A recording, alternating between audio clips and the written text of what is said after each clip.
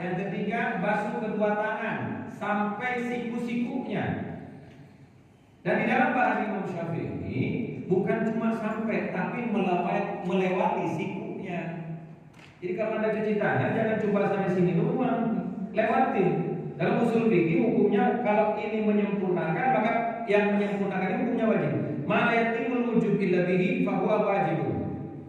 Kalau kita membasuh tangan ini kalau tidak dilewatkan maka tidak sempurna, maka melewatkan itu hukumnya menjadi sama dengan membasuh tangan. Artinya dalam membasuh tangan Anda tidak hanya sampai sikunya saja, tapi harus dilewatkan sikunya untuk kesempurnaan. Boleh 1 kali, boleh 2 kali, boleh 3 kali. Tapi ingat dalam hadis Rasulullah, Rasul sering melakukan berwudu 3 kali, dan masing-masing 3 kali. Tidak boleh diselang-seling. Suka ada saya ketemu, kalau saya ketemu langsung begitu saya tegur, Pak. Kadang-kadang orang wudu kanan dulu, yang tangannya kanan dulu sekali, baru kiri sekali. Nanti pindah lagi ke kanan, pindah lagi ke kiri. Itu bukan 3 kali namanya, Pak. 1 kali aja tetap. Karena gonta ganti. Yang betul 3 kali, tangan kanan dulu 3 kali, baru tangan kiri 3 kali. Oke? Yang kiri sama kanan begitu. Kecuali di kuping, di telinga, karena kuping atau telinga itu hukumnya sunnah. Dalam kitab Jami' As-Shahih berwudu dalam mengusap kepala, buka peci. Lebih gampang kan? Oke? Pakai tangan 2. Tangan 1 pun boleh dalam mazhab Syafi'i masuk syait min ar-raqsi. Tapi yang lebih sempurna adalah pegang airnya, ambil, basahi nih, kepala, kemudian ke belakang, lalu dibalikin lagi ke depan. Balikin ke depan. Itu lebih sempurna. Anda sekaligus ke belakang pun kembalinya langsung ke telinga juga boleh. Bukan kitab Jami' As-Shahih, bukan nantangin, bukan. Ini hal yang perlu kita ketahui dengan persyaratan ibadah. Wudu itu kan syaratnya, Pak. Syarat kalau ketika Anda mengajukan proposal, mengajukan pinjaman, syaratnya kurang 1 diterima enggak? Enggak bisa. Nanti rukun dan kewajibannya ada di sholat. Ini syaratnya dulu. Salat berwudu, muka harus terbasuh semua. Kenapa harus 3 kali? Bisa jadi ikhtiar. Kalau kita membasuh 1 kali, bisa ada sisi yang sebelah kiri mungkin tidak terbasuh, maka terbasuh dengan yang kedua. Maka kata Nabi, Abdul Kamal Salasun, serendah-rendahnya kesempurnaan dalam melakukan ibadah 3 kali, terutama dalam berwudu. Oke? Kepala. Ada juga yang usap cuma diusap, nggak ada masalah, cuma kurang sempurna. Gitu. Kita kan cari yang sempurna, Pak. Berusaha cari yang baik. Biasanya kan begitu. Kayak bapak-bapak beli barang, pengennya yang bagus tapi yang murah. Ya nggak bisa. Sesuai lah. Kalau kita wudunya mau bagus, ya artinya harus tertib, pelan-pelan, tidak boleh tergesa-gesa. Tapi Ustaz udah komat, nggak ada masalah. Kata Nabi, apapun yang kalian dapatkan, itulah yang kalian dapatkan. Yang kekurangannya, fama fa'ataikum fa'atimu. Setiap segala sesuatu yang Anda dapatkan, itulah yang Anda dapatkan. Kekurangannya Anda sempurnakan. Kan ada yang namanya sholat makmum tam sama makmum masbuk. Bagi makmum masbuk itu disempurnakan sendiri apa ngikut tetap sama imam? Sempurnakan sendiri, cuma beda pahalanya. Itu loh. Ya Pak? Jangan hati-hati betul tuh dalam melakukan ibadah. Jangan sampai kita melakukan sebagian kewajiban tapi teledor juga persyaratannya, wudunya asal-asalan, sholatnya asal-asalan, gitu. Ya, apalagi yang wajib. Yang sunnah pun sebetulnya tidak boleh asal-asalan. Yang namanya sholat tidak ada sholat asal-asalan. Apalagi sholat nobut, sholat tarawih 23 rakaat 7 menit. Gimana ceritanya? Bukan sholat namanya, ngajak berantem sama Allah itu mah. Enggak ada sholat begitu, Pak. Yang dicontohkan oleh Rasulullah tidak seperti itu. Mau 11, mau 23 sama witir terserah. Anda lakukan yang mana saja. Yang perlu dibahas, yang kagak sholat, gitu loh. Apalagi kagak puasa, nggak usah direbutin, nggak usah saling tunjuk tangan, gitu loh. Ini yang paling bagus, ini yang paling bagus, nggak usah. Lakukan sesuai dengan kemampuan, karena kita dituntut oleh Allah melakukan ibadah sesuai dengan kemampuan kita. Tapi jangan dibatasi oleh hawa nafsu. Sebenarnya mah bisa 23 rakaat 45 menit sampai 1 jam. Cuma kadang-kadang kita yang batasi 23 mal 15 menit aja. Gimana ceritanya? Jadi tidak ada membatasi dengan hawa nafsu. Oke, kemudian yang berikutnya setelah membasuh kepala, di telinga ini ada dua macam. Boleh rambut dulu sendiri, kemudian ambil air lagi lalu telinga. Dan dalam mengusap telinga ini sekaligus terapi, Pak. Nih, dalam membasuh telinga ini jangan cuma digini-giniin doang. Ini kadang-kadang ada orang wudhu malas benar, kupingnya cuma diginiin doang, dijewer-jewerin. Nih, telunjuk masuk di dalam telinga. Nih, masuk. Ini dua ibu jari di belakang. Nih, tuh. Di mulut. Ini terapinya. Insya Allah kalau bapak yang sering sakit kepala, apalagi migrain, insya Allah lama-lama sembuh. Ya, apalagi sampai pada saat membasuh kepala nih, mengusap rambut ke belakang. Sini nih, di mulut. Cobain deh, cobain. Potong larganya begitu. Baru dengar nggak? Insya Allah sih enggak kali ya, sering, cuma kadang-kadang kita cuek. Udah sama aja ngusap rambut. Nah, coba dilakukan. Ya. Apalagi satu lagi yang sunnah nanti yang jangan kita lakukan, istinsyak, menghirup air ke hidung. Itu salah satunya terapi buat sakit kepala yang sangat. Coba aja. Jadi kalau Anda sering sakit kepala, wudhunya aja lebih benar. Makanya saya dulu waktu zaman pandemi, bukan sombong. Ya kalau namanya penyakit memang sudah ditakdirkan sama Allah. Tapi kita berusaha menjalankan syariat Rasulullah itu kan tergantung kitanya, Pak. Kita kadang-kadang cuci tangan. Ya, cuci tangan. Zaman pandemi kan yang paling dibanyakin cuci tangan sama pakai masker. Ya. Padahal dalam Islam sudah lebih pertama kali kita diajarkan apa? Hirup air ke hidung pada saat wudhu dan kumur-kumur pada saat berwudhu itu luar biasa fadilahnya. Coba Anda taruh tangan satu, tangan dua, sebelum wudhu, kumur-kumur dulu. Pertama cuci tangan, kumur, kemudian hirup air ke hidung, namanya istinsyak. Hirup 1 kali, 2 kali sampai 3 kali sampai terasa ke sini. Perih di mata itu sakitnya luar biasa. Lama-kelamaan kalau sudah terbiasa, insya Allah sakit kepalanya sudah mulai hilang. Kalau sunnah Rasulullah dilakukan ternyata dapat menyembuhkan berbagai penyakit. Ya, jadi betul-betul kita lakukan wudhu dengan sempurna. Ini kadang-kadang ada orang wudhu dingin doang gitu, malas bener. Kakak ada loh begitu. Ada juga istinsyak, suka begitu ya? Hah? Tadi soalnya saya melihat juga ada yang begitu. Bukan begini, ini korek. Masukin airnya, dihirup. Hirup 1, 2, 3 kali dihirup sampai berasa nih. Ke telinga di sini sampai di kepala, kadang masuk ke mata. Tapi bagi orang yang puasa makruh hukumnya.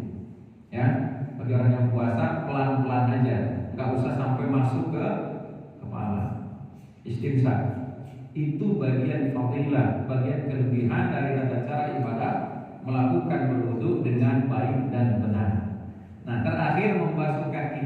Nih, yang membasuh kaki ini Pak, jangan sampai kita cuma beginiin doang. Kadang-kadang ada orang lagi wudu malas beginiin doang, diulang-balik. Maaf saya berdiri ya. Ini nih kadang-kadang ngapain? Apalagi kalau di kampung yang pakai tempat wudunya pakai golok ditendangin. Cuma main bola. Pegang kaki kanan. Kalau di sini kan ada yang duduk ya. Ada yang duduk belum? Ada. Belum. Nanti sebaiknya disiapin tuh, Pak. Ya. Kalau yang duduk lebih enak, lebih gampang. Kalau yang berdiri tetap aja nih, kaki kanan pegang tangan kanan, kaki kiri masuk. Nih, tasbih namanya. Nih, tuh diurut, bukan cuma disiramin doang. Nanti terindikasi dalam hadis Imam At-Tirmidzi pun orang-orang yang melakukan wudu seperti itu kata Nabi neraka bagiannya wailun lil ka'bain. Bagi orang yang berwudu tanpa menyentuh dan membersihkan dua mata kakinya, bagiannya neraka. Gimana ceritanya? Kita ibadah, dan ke bagian neraka juga. Artinya kita yang kurang ikhtiar, kurang berhati-hati. Saya bukan mengaku orang yang paling sempurna, bukan. Saya hanya berbagi. Saya ingin mengingatkan kepada kita bahwa ibadah itu tidak boleh asal-asalan. Ya Pak, bagaimana kalau Anda punya anak buah mengerjakan pekerjaannya dengan asal-asalan? Kira-kira bayarannya sempurna apa enggak? Ada karyawan datang terlambat dulu, kerjaannya asal-asalan dulu. Paling enggak ya Anda ngomel-ngomel kan begitu. Apalagi Allah. Allah itu maha sempurna memberikan kepada kita semua nikmatnya, nggak ada yang gagal, nggak ada. Kalaupun ada bagian dalam hidup ada yang miskin, ada yang kaya, memang itu namanya romantika hidup. Dan kita semuanya mesti menerima itu semua sebagai takdir yang agar kita kelak di yaumul kiamah. Pak, orang yang miskin di dunia susah, tapi di akhirat masuk surganya duluan kalau dia mau beribadah dibandingkan dengan orang kaya. Dalam kitab Tanbihul Ghafilin kata Imam As-Samarqandi, orang miskin masuk 500 tahun duluan daripada orang kaya. Oke? Jadi ada pembedaan di hadapan Allah nanti. Kalau ini orang miskin dulu udah dikurangi nikmat dunianya, maka di akhirat ditambahkan. Bagi orang-orang yang kaya, kenapa masuk belakangan? Karena proses penghitungan harta pun ada yang namanya hisab lebih berat. Makanya masuk surganya belakangan. Tapi kalau saya mau tanya bapak-bapak, menjadi orang kaya tidak miskin? Pasti jawabannya orang kaya. Orang celincing malah begitu. Jadi orang kaya tapi masuk surga duluan, tidak mungkin. Nabi Sulaiman saja 40 tahun setelah nabi-nabi yang lain masuk surga, Nabi Sulaiman baru masuk. Kenapa? Karena Nabi Sulaiman satu-satunya nabi yang memiliki kekayaan dan kerajaan yang melimpah, padahal seorang nabi. Karena hisab dunia ini lebih berat. Yang halal pun jadi hisab, apalagi yang haramnya. Makanya hati-hati dalam mencari nafkah, jangan sampai terpercik dengan sesuatu yang haram. Karena yang haram memberatkan kita kelak di yaumil akhir. Oke, yang keenam tertib. Tertib itu berwudu gak boleh lompat-lompat, harus berurutan. Kayak tadi itu, tangan kanan sekali, baru tangan kiri, tangan kanan lagi, itu menari. Ya, 3 kali dulu kanan, 3 kali baru kiri. Kaki kanan dulu 3 kali, kaki kiri dulu 3. Itu namanya tertib. Apalagi lompat, misalkan dari muka langsung ke kaki, dari muka langsung ke kepala, nggak boleh. Tertib itu berurutan. Bahasa kitanya antri.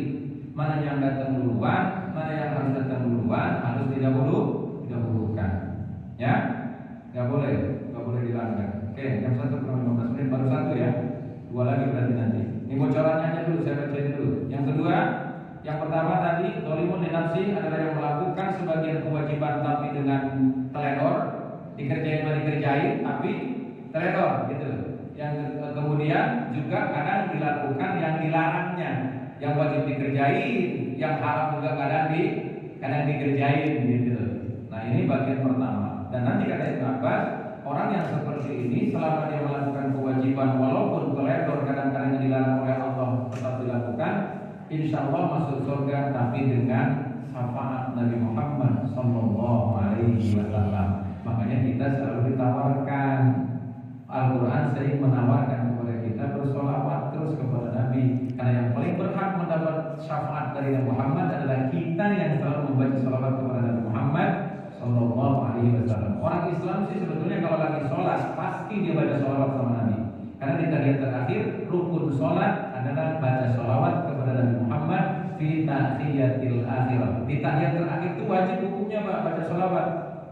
Allahumma sholli ala Sayyidina Muhammad. Di tahiyat awal enggak. Bahkan tahiyat awal kalaupun kita lupa tidak mengerjakan itu hayat namanya. Paling ditambah aja dengan sujud sahwi. Ya, karena tahiyat awal itu kalau dalam kondisi masbuk bisa bertambah tahiyatnya. Ayo, paham maksudnya? Hah? Tahiyat awal itu bisa bertambah kalau kita masbuk. Anda masuk sholat duhur itu kan bukan rukun. Yang rukun itu tahiyat akhir. Maka setiap sholat mau masbuk mau makmum, Anda tetap harus tahiyat akhir. Mau berjamaah sama imam ataupun sendirian, karena itu rukun.